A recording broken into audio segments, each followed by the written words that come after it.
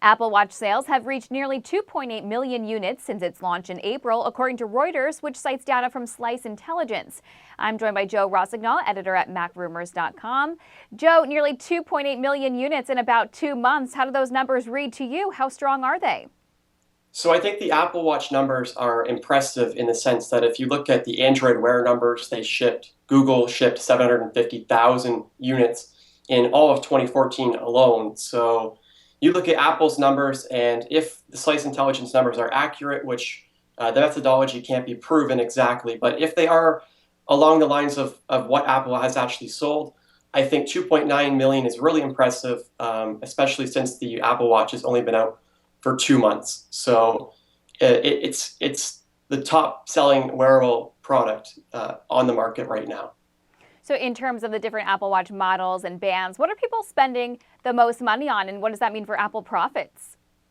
So for Apple, the Apple Watch presents an interesting profit opportunity because not only are people buying the Apple Watch, but they're entering this whole ecosystem where they're buying separate bands. So they're buying their original band that comes with the watch that they purchase, but then they're also spending money on an extra band, like a $149 Milanese loop or a $49 sport band.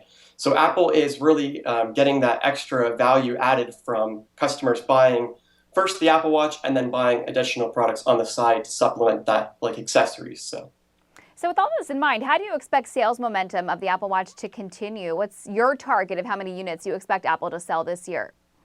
So I think Apple, if you look at Slice Intelligence data, it's hard to extrapolate those numbers based on that methodology because what Slice Intelligence is doing is they're taking email receipts and they're basing the number of Apple Watch sales based on that. And it's also US only data. So it's hard to say based on that. But if you look at the analyst predictions from various institutions like Morgan Stanley, they've placed anywhere from 15 million to 39 million.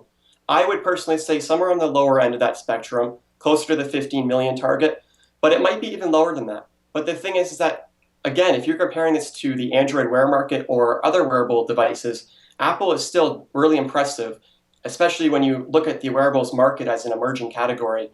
They're really doing good with this product, and I think we'll see the momentum carried on in the next few years. Great. Thank you so much, Joe Rossignol, editor at MacRumors.com. Thank you. And I'm Brittany Humar for The Street.